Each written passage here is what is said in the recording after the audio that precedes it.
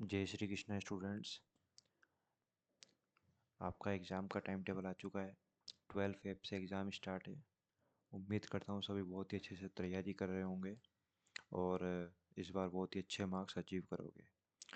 तो अब देखो, मैं भी अपनी तरफ से कुछ प्रयास कर रहा हूँ। आपके एग्ज़ाम में जो भी इम्पोर्टेंट क्वेश्चंस बनेंगे, चैप्टर वाइज में उनको डिस्कस करूँगा।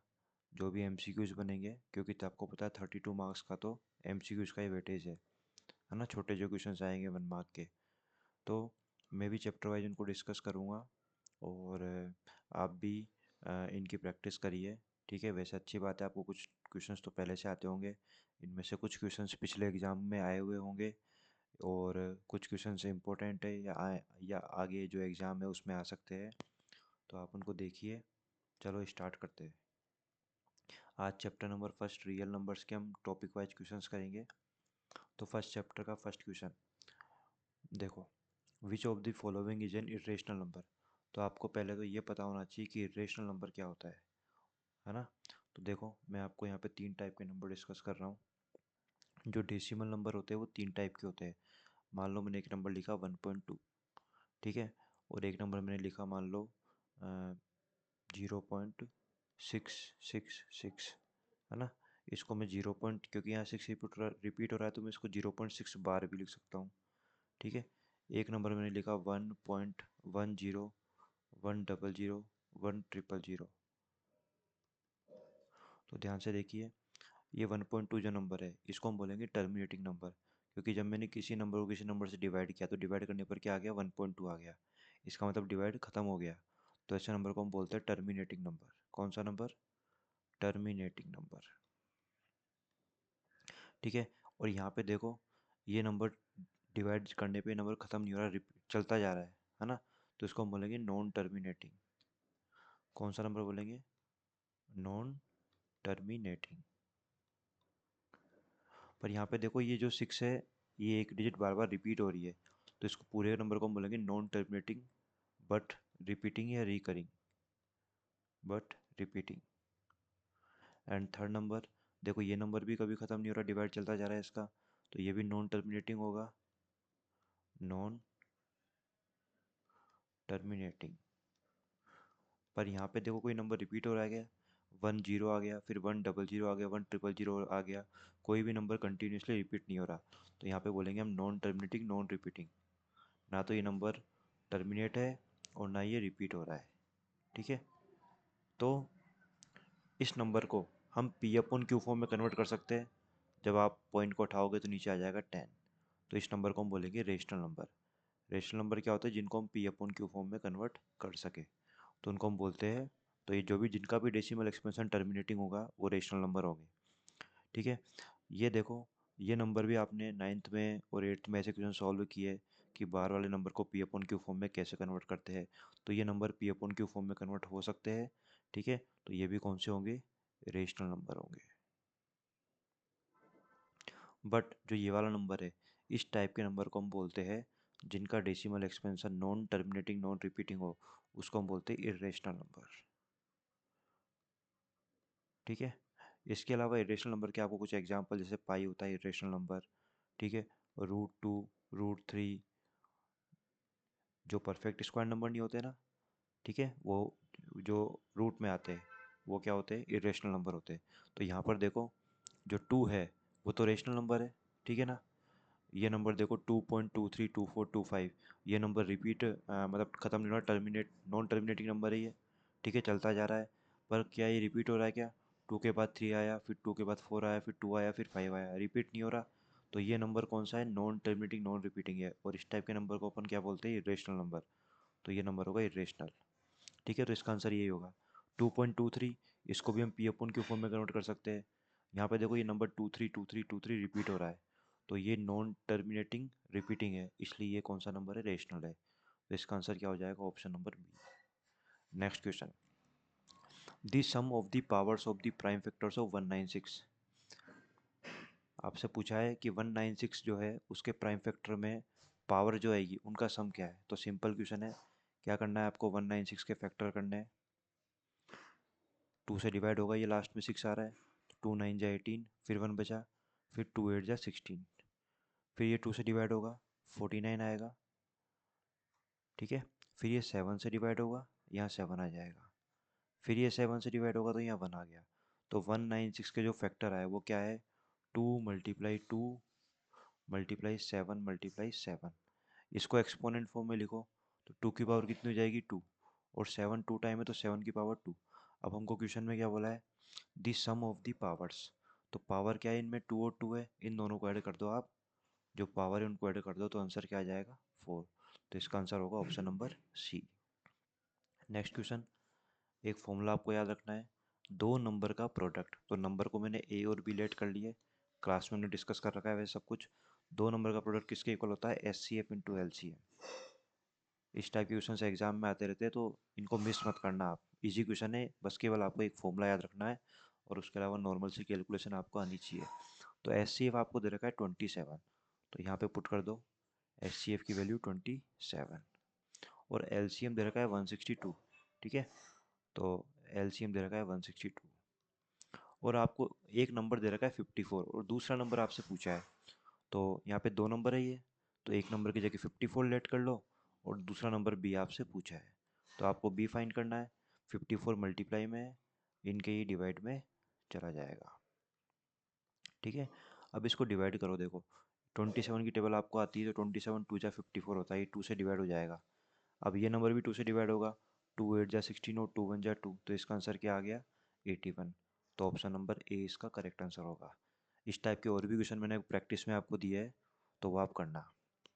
Next, this sum of powers of a prime factors of 400। ठीक है, अभी क्वेश्चन नंबर 2 हमने किया था, देखो दोनों क्वेश्चन बोर्ड एग्जाम में आए हुए हैं, इसका भी आया हुआ है और ये क्वेश्चन भी बोर्ड एग्जाम में आया हुआ है। ठीक है, तो ये क्वेश्चन आप करके सेम वैसे करना है, फैक्टर निकालना है और जो भी पावर आएगी फैक्टर्स की उनका सम करना है और इसका आंसर आपको कमेंट बॉक्स में डालना है। ठीक है, कमेंट बॉक्स में इसका आपको आंसर लिखना है, जो भी इसका आंसर आएगा। नेक्स्ट क्वेश्चन, ये क्वेश्चन इसी बार बोर्ड में आया था 25 के अंदर, 2025 में ये बोर्ड में क्वेश्चन आया हुआ है। ठीक है, इफ़ एच सी एफ और एल सी एम दोनों इक्वल हो रेशनल नंबर के, तो वो नंबर कौन से होनी चाहिए, तो इसका आंसर क्या होगा, इक्वल नंबर होगा। आप कोई भी दो इक्वल नंबर लोगे, जैसे मान लो आपने 3 3 ले लिया, उनका आप एच सी एफ निकालोगे तो 3 आएगा और एल सी एम भी 3 आएगा, है ना। तो मतलब एच सी एफ भी सेम होगा, एल सी एम भी सेम होगा। ये कब पॉसिबल है, जब दोनों नंबर क्या हो, इक्वल हो। तो इसका आंसर क्या होगा, equal. Next question, which of the following is a rational number. तो मैंने अभी आपको समझाया था कि इस क्वेश्चन में, ठीक है ना, कि इरेशनल नंबर इस टाइप के होते हैं और जो जिनका रूट परफेक्ट स्क्वायर नंबर हो, जो रूट में आ जाए, वो क्या होते हैं, इरेशनल नंबर। तो देखो इधर, जैसे 36 है, ये रूट है ना। 36 का रूट क्या होता है, 6 होता है। 6 का स्क्वायर होता है ना 36, तो 36 का रूट क्या होता है, 6। ठीक है, तो इसका आंसर क्या हो जाएगा, यही हो जाएगा, क्योंकि ये कौन सा नंबर हो गया, रेशनल नंबर। बाकी सब देखो रूट के अंदर कौन सा नंबर्स आ गई है, ठीक है ना। तो ये परफेक्ट स्क्वायर नंबर नहीं है, 10 भी नहीं है, 24 भी नहीं है, 43 भी नहीं है, तो ये इरेशनल नंबर होंगे। Question number 7, H C F और एल सी एम आपको निकालना है। तो देखो ये कैसे निकालोगे आप, आपको करने हैं इन दोनों नंबर के फैक्टर। 12 के फैक्टर करो, 2 से डिवाइड होगा 6 टाइम, 2 से डिवाइड होगा 3 टाइम्स एंड फिर 3 से डिवाइड होगा। 15 के भी करो, 3 से डिवाइड होगा 5 टाइम, 5 से डिवाइड होगा 1 टाइम। ठीक है, अब आपको इन फैक्टर को पावर की फॉर्म में अरेंज करना है। 2 2 टाइम आ रहा है तो 2 की पावर 2 लिख दो, इंटू 3 1 टाइम आ रहा है 3 की पावर 1। 15, 15 में भी देखो 3 इंटू 5 आ रहा है तो 3 की पावर 1 इंटू 5 की पावर 1। अब आप एक चीज़ ध्यान रखना, मैं बोल रहा हूँ आपको, जो एल सी एम होता है और एस सी एफ होता है वो कैसे फाइंड करोगे आप। देखो एस सी एफ क्या होता है, जो भी कॉमन फैक्टर आ रहा है दोनों में, जैसे यहाँ कॉमन फैक्टर क्या है, 3 है। ठीक है, कॉमन फैक्टर की मिनिमम पावर हमको लेनी है। तो यहाँ कॉमन फैक्टर 3 है, उसकी मिनिमम पावर 1 ही है दोनों में, तो इसका आंसर क्या हो जाएगा, 3। S C F. L C M क्या होता है, जो कॉमन फैक्टर होता है उन दोनों की आपको उसकी हाईएस्ट पावर लेनी है। कॉमन फैक्टर की हाईएस्ट पावर, तो यहाँ तो 3 है कॉमन फैक्टर, उसकी हाईएस्ट पावर 1 हो गई। उसके अलावा जो भी फैक्टर बचते हैं वो दोनों वो सारे आ जाते हैं।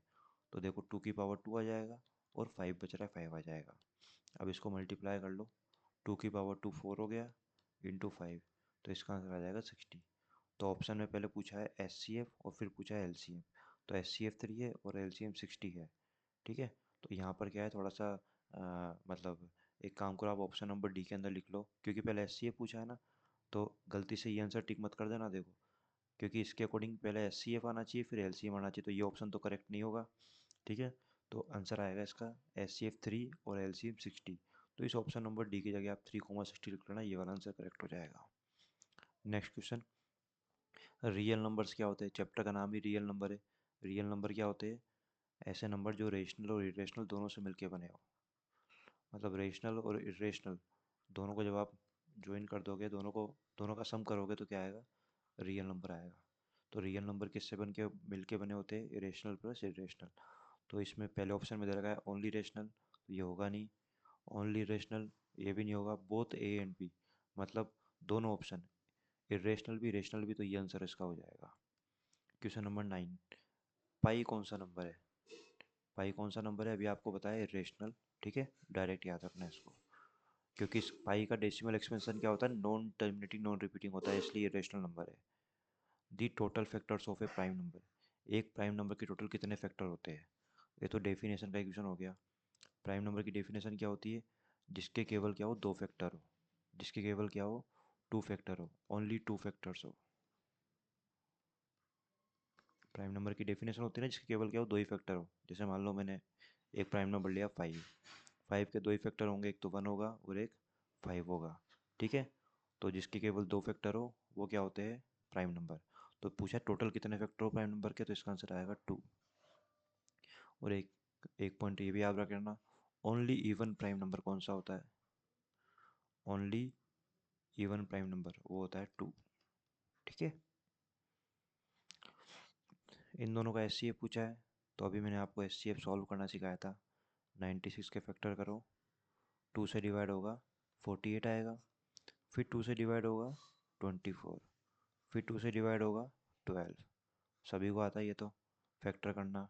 2 से डिवाइड होगा 6, देन 2 से डिवाइड होगा 3, फिर उसके बाद 3 से डिवाइड होगा तो क्या आ जाएगा? 1। अब 404 के फैक्टर करो। देखो 2 से डिवाइड हो गया, 2 2 जा 4, 0, 2 2 जा 4, फिर 2 से डिवाइड होगा 1 0 1। अब 101 प्राइम नंबर होता है, तो ये 101 से ही डिवाइड होगा। ठीक है, तो ये आ गया। तो 96 के फैक्टर क्या है? 2 की कितनी पावर है? काउंट करो देखो इनको, 1 2 3 4 5। तो 2 की पावर आई 5 और 3 की पावर आई 1। 404 के फैक्टर क्या हुए? 2 की पावर 2 और 101। तो एस सी एफ में मैंने आपको क्या बताया था? जो कॉमन फैक्टर है, दोनों में कॉमन फैक्टर कौन है? 2, उसकी मिनिमम पावर लेनी है। तो मिनिमम पावर कितनी है? 2। तो 2 की पावर 2, इसका आंसर क्या आ जाएगा? 4, ऑप्शन नंबर डी। अगर मान लो इसी क्वेश्चन में आपसे एलसीएम भी पूछता, तो आप क्या करते? जो कॉमन फैक्टर है उसकी हाईएस्ट पावर लेते। कॉमन फैक्टर 2, 2 की हाईएस्ट पावर 5। उसके अलावा जो भी फैक्टर बचते कॉमन के अलावा वो भी आप लिख लो, ये इसका एलसीएम हो जाएगा। तो 2 की पावर 5, 2 को 5 टाइम मल्टीप्लाई करोगे 32 आएगा। ठीक है, और जब आप इसको मल्टीप्लाई कर दोगे तो अपना आंसर आ जाएगा। ठीक है, एलसीएम का। पर इसमें एचसीएफ पूछा है, which of the following number is a prime number, इनमें से कौन सा प्राइम नंबर है? तो प्राइम नंबर क्या होता है? जिसके केवल दो ही फैक्टर हो, है ना। जैसे 25 है, देखो ये 1 से भी डिवाइड होता है ना, 5 से भी होता है। ठीक है, और किस किस से होता है ये नंबर डिवाइड? मतलब देखो इसमें 1 और 5 इसका फैक्टर हो गया। ठीक है, और 16 देखो, ये 1 से भी डिवाइड होता है, 2 से भी होता है। ठीक है, 4 से भी होता है, और उसके अलावा 8 से भी होता है, 16 से भी होता है। ठीक है, तो इसके इसके भी क्या है? बहुत सारे फैक्टर हो गए। ठीक है, 15 1 से भी डिवाइड, 3 से भी डिवाइड और 5 से भी डिवाइड। ठीक है, तो इसके बहुत सारे फैक्टर हो गए। और ये नंबर जैसे मैंने डिस्कस किया अभी, 1 से भी डिवाइड होता है, 5 से भी होता है। इसके अलावा 25 से भी डिवाइड हो जाएगा, तो 3 फैक्टर हो गए इसके। 29, इसके केवल दो ही फैक्टर है, 1 और 29। ये केवल खुद से और 1 से डिवाइड होता है, तो इसका आंसर ये हो जाएगा। ऐसे नंबर कौन सा नंबर होता है बताया था मैंने, इरेशनल, तो इसका आंसर होगा इरेशनल। क्वेश्चन नंबर 14, इन दोनों का एस सी ए पूछा है। तो 6 के फैक्टर आप निकालोगे तो 2 मल्टीप्लाई 3 आएगा, 2 की पावर 1, 3 की पावर 1। 20 के जब आप निकालोगे, ठीक है, तो आएगा 2 की पावर 2 इंटू 5 की पावर 1। 2 2 जा 4, 4 इंटू 5 20। ठीक है, अब इसका एस सी ए पूछा है, तो मैंने आपको बताया था एस सी एफ में क्या करते हैं? जो कॉमन फैक्टर होता है उनकी मिनिमम पावर, कॉमन 2 है, मिनिमम पावर 1 ही रहेगी, तो 2 की पावर 1 इसका आंसर हो जाएगा। ठीक है। अगर इसका एलसीएम भी निकालना पड़ता हमको, तो वो कैसे फाइंड करोगे? कॉमन फैक्टर की हाईएस्ट पावर और उसके अलावा जो भी नंबर आ रहा है वो सब।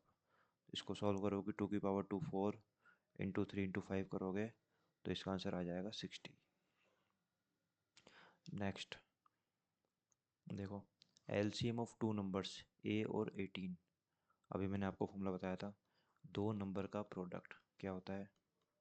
H C F into L C M. ठीक है।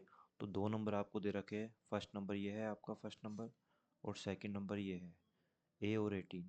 तो इसकी जगह मैंने दो नंबर लिख दिए ए और दूसरा नंबर 18। इनका एच सी एफ कितना है? देखो एच सी एफ तो 2 है और एल सी एम 36 है। 2 मल्टीप्लाई 36, तो आपसे पूछ रहा है देन ए विल बी, ए की वैल्यू क्या होगी? तो फाइंड कर लो। 18 मल्टीप्लाई में कहाँ जाएगा? डिवाइड में। अब 2 से 18 कट गया 9 टाइम।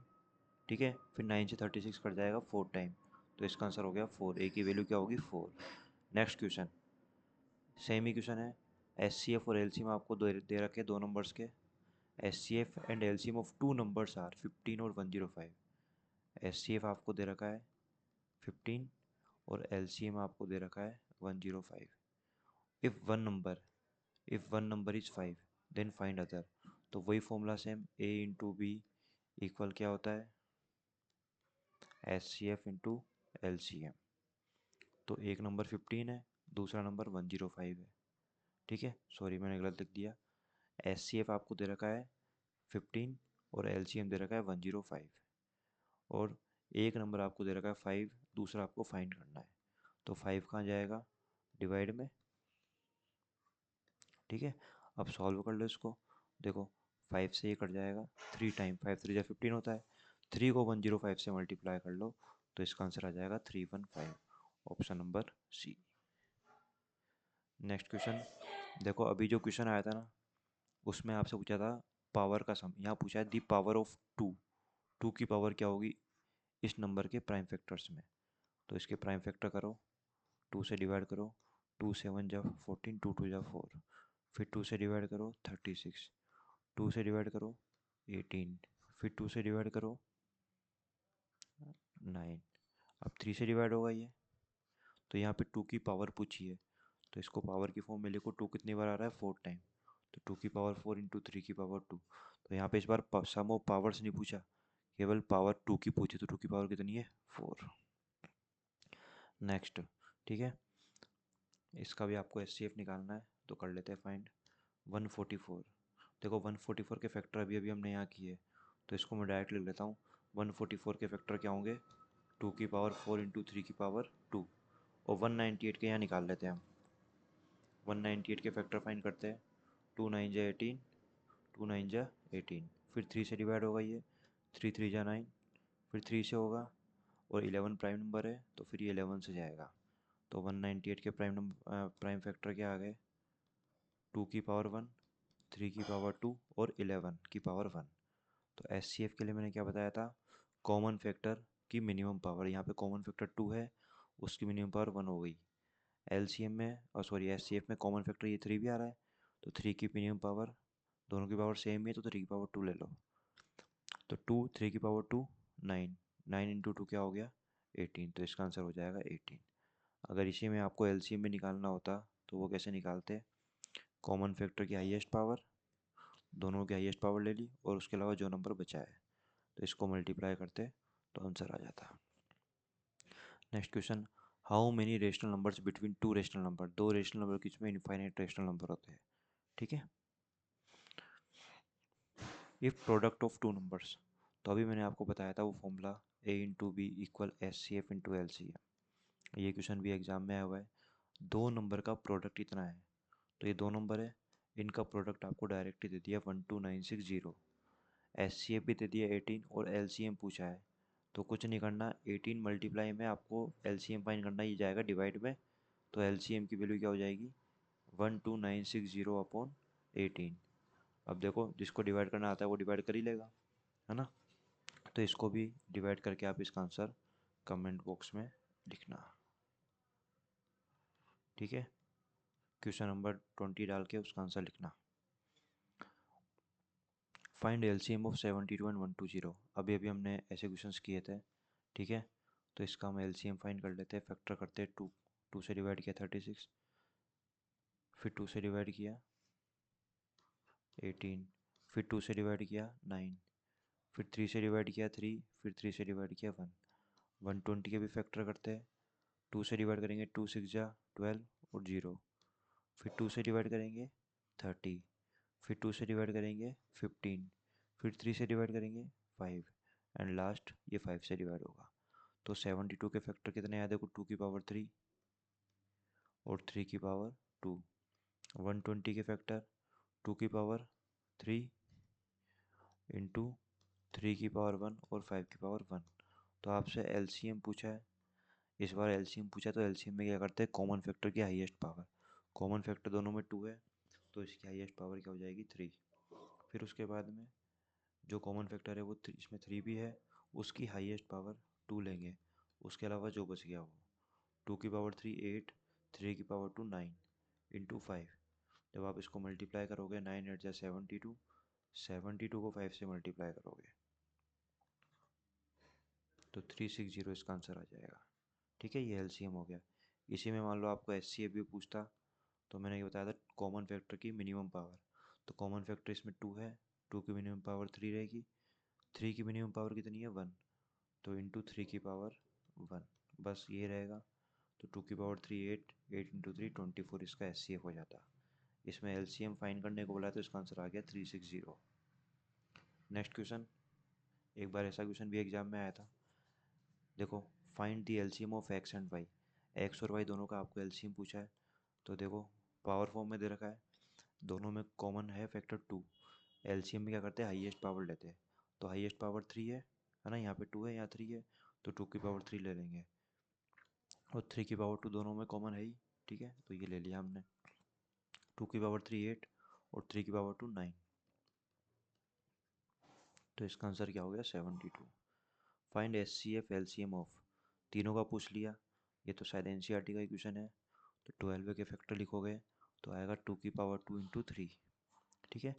15 के लिखोगे 3 इंटू 5, 21 के लिखोगे 3 मल्टीप्लाई 7। या तो आप ये देख लो तीनों में कॉमन क्या आ रहा है, 3 आ रहा है, तो इसका एस सी एफ हो जाएगा 3।